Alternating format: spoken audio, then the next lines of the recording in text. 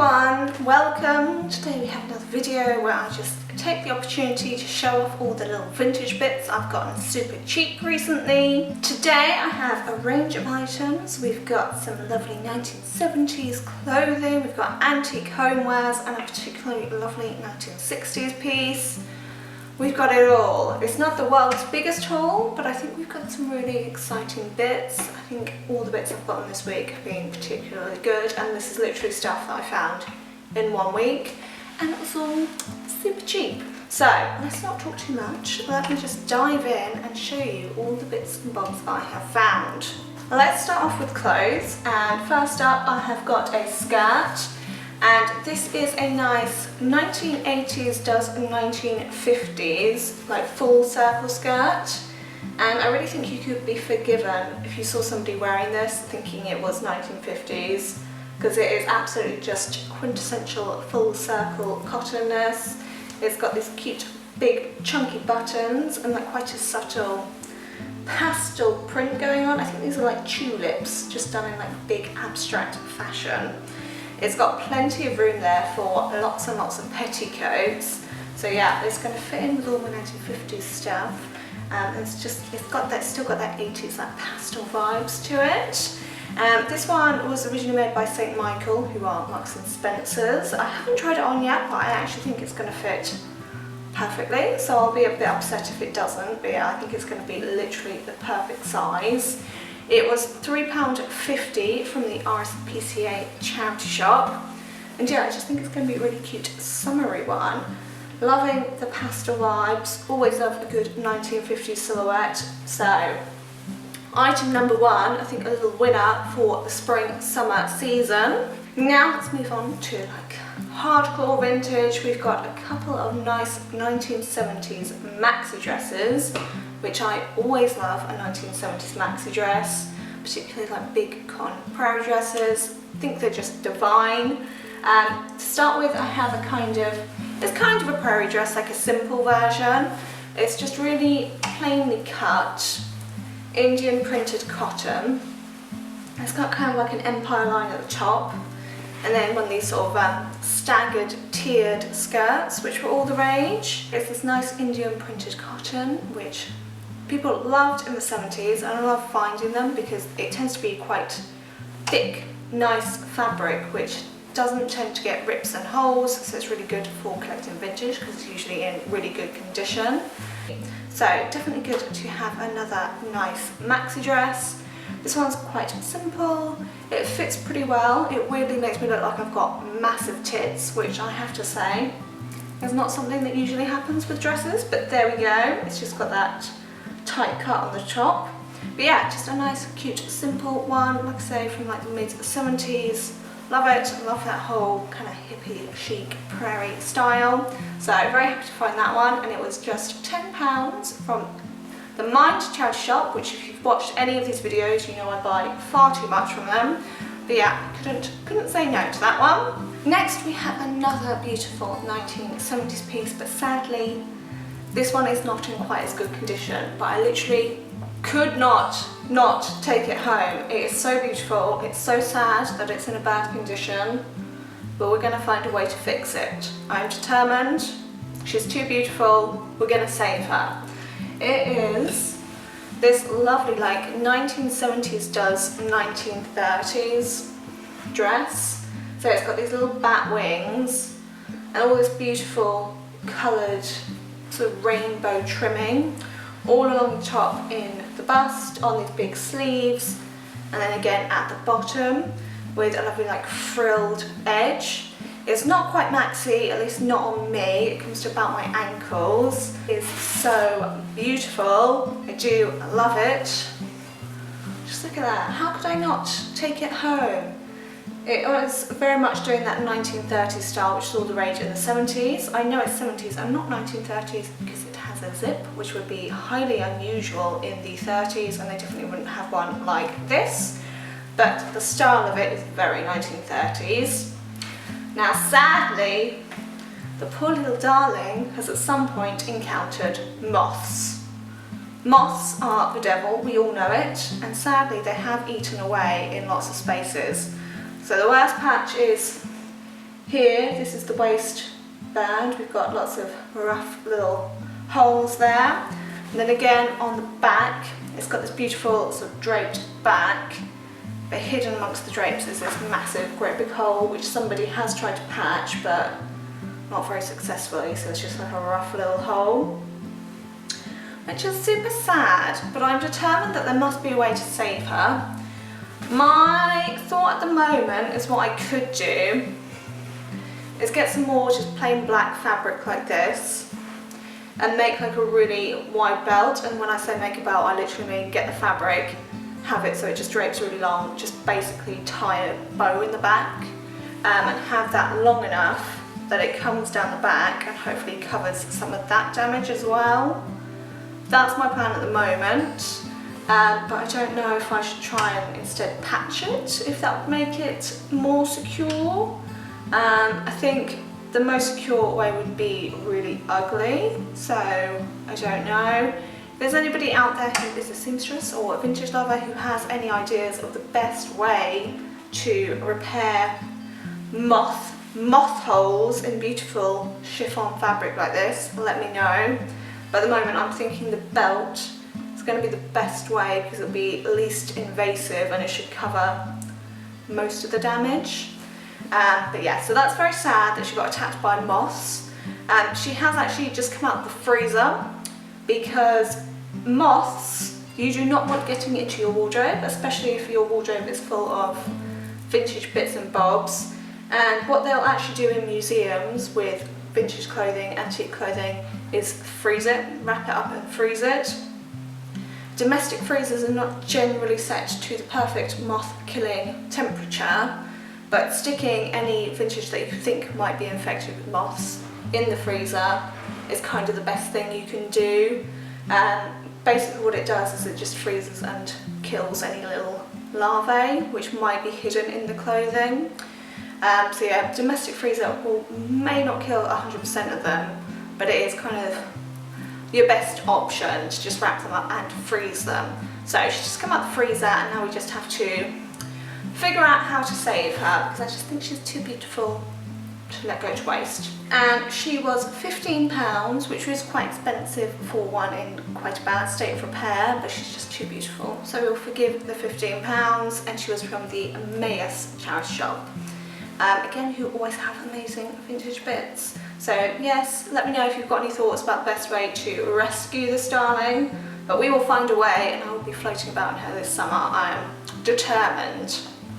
Now we are going to jump back in time a decade to a simply fabulous piece of 1960s vintage, which was again £15 from Emmaus on a different trip, but it's just so iconically of its period. I love it.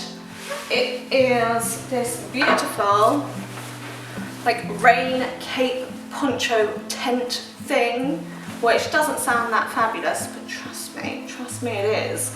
It is this beautiful gingham fabric with a big cowl neckline, double-breasted and lined in the most fabulous red silk. It is like a treated cotton to keep the rain off, and it's just so iconically of its period. Like, imagine Audrey Hepburn in it. It's totally got that vibe. It is made by, it's got all its labels, Pacific Weatherwear of Canada, Couture Original by Nestles of Canada.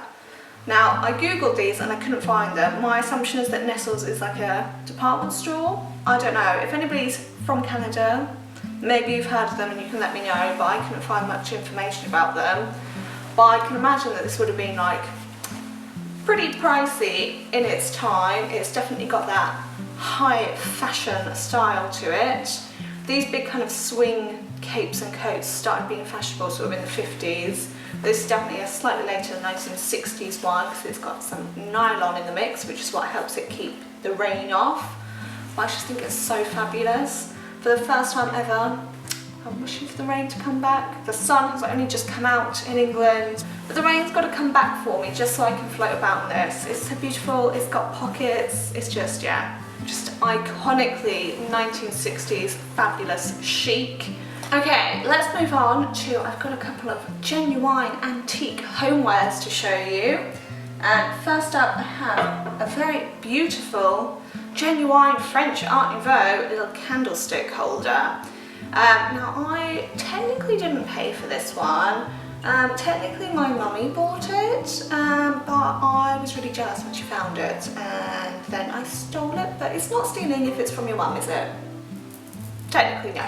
But yeah, basically we were in France a couple of years ago now, as you can probably imagine, and she found this in a brocante store for, I think she paid like €5 for it, and when she showed me I was like, oh, bitch, because it was definitely like the nicest thing in that store and she found it before me and I was very, very annoyed. So when she bought it, it was completely tarnished, literally like one half was a different colour to the other half. And basically she never got around to, could be bothered to clean it, and so she was going to sell it, so I stole it because I always loved it.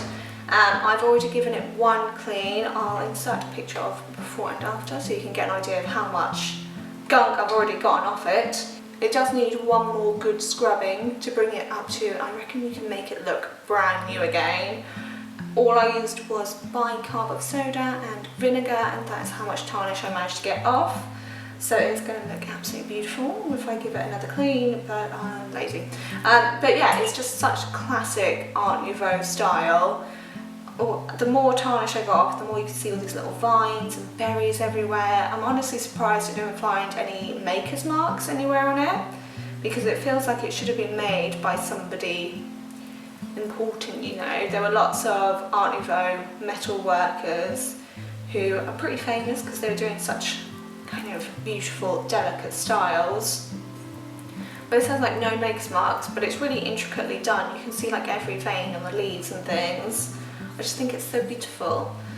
So it would have been sort of early 1900s, genuine French Art Nouveau, which cost my mummy €5 and cost me nothing, which is just what I like. So the last thing I have to show you, I definitely cannot pick up to show you. It is way too big. It is a beautiful antique ladder, which may or may not sound exciting to you. To me, it's like the most exciting thing I found. I love it. I don't know if it's just in the UK or if it's everywhere else, but kind of antique painters' ladders and things have become really popular. I feel like antique dealers are selling them for quite a lot of money. People just love them to put like books and plants and stuff on. Yeah, I've always kind of wanted one. I think they're really nice. They're the kind of thing you see on Pinterest all covered in like beautiful rare plants and stuff. And I was going to buy like just a ladder style bookcase from IKEA or something. I just never got around to it. So I was so excited to find a genuine antique one. I believe it's from the 1920s. It's got an old ironwork hinge, and it's got, the rest of it is all just made from old dove joints, which they just don't make furniture from anymore. My guess is 20s. It could really be anywhere from like 1900 to like 1940. Don't know. It's super solid wood. It's nicely varnished. It just feels really solid and just rustic loveliness. And it has a dual purpose, because not only can it look beautiful, I'm going to curate some plants and books and antiques to go on it, but it means I can finally change my light bulbs and the hideous lampshades that have been up here since I first moved here. I've got like a 12-foot ceiling up here, and I just, like, how do you change the light bulb? Now I have a ladder, so not only is it aesthetically beautiful, it's also very practical. Oh, and did I mention how much I paid for it? Free! It was free. Literally, it was sat outside a charity shop with a big free label on it. So I was like, is this actually free? And she was like, oh yeah, take it, we don't have space for it, take it. I was like, okay. Literally, you don't have to tell me twice. Grabbed it, ran as much as I could whilst, you know, lugging very heavy lumber a mile and then up several flights of stairs. But literally, as I was walking away from the shop, some girl was like, oh, that's nice. I was like, yes, back off, back off. It is mine. I'm taking it, I'm having it. So excited. I've always wanted one. Now I have one, and it was inexplicably free. Like I say, I think I've seen antique dealers selling them for quite a bit of money. I had a look on eBay and some of them were quite expensive and they just weren't as nice. This one is super thick wood, like really just a bit more solid. And yeah, I love it, and I especially love it because it was free. Amazing. That was everything I've got to show you for this week. And like I said, I found all these bits in just 1 week.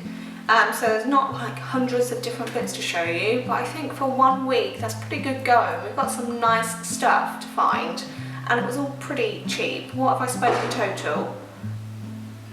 £43.50 for a 1960s cape, 2 70s maxi dresses, an 80s skirt, an antique ladder, and an Art Nouveau candlestick holder. £43.50. That's pretty good going. That is why I love charity shops so much. You can just find the nicest old stuff for just so much cheaper than going to antique fairs, etc. So I'm pretty happy with this week's haul. You'll have to let me know what you think, obviously. Is there anything that you think is actually pretty ugly and I should take it back where I found it? Or anything that you particularly love? Yeah, let me know your thoughts and opinions. One thing I did think is that, do you think it would be better if I did like any homeware type bits that I find in like separate videos to clothing? So like wait a little bit longer and show off all clothing in a video, and then wait until I've got quite a few homeware bits and show them in a separate video. Would that be better than just doing everything that I found all together? Let me know. I wasn't sure if that made more sense as I sat down to film this, but I wanted to show you I was very excited by the things that I found. So yeah, let me know your thoughts on that, and let me know your thoughts on all the clothes and goodies, etc., and what goodies you found recently. I will be back with lots more lovely things as soon as I find them. Hopefully I have another good week finding bits, but usually how it goes is if that you find a ton of stuff in 1 week, you're not going to find anything else for a few more weeks. So once I do find some bits, I'll be back to show them off. In the meantime, I hope you all have a great week, month, year, however long it is, and I'll hopefully see you all again soon. Bye everyone!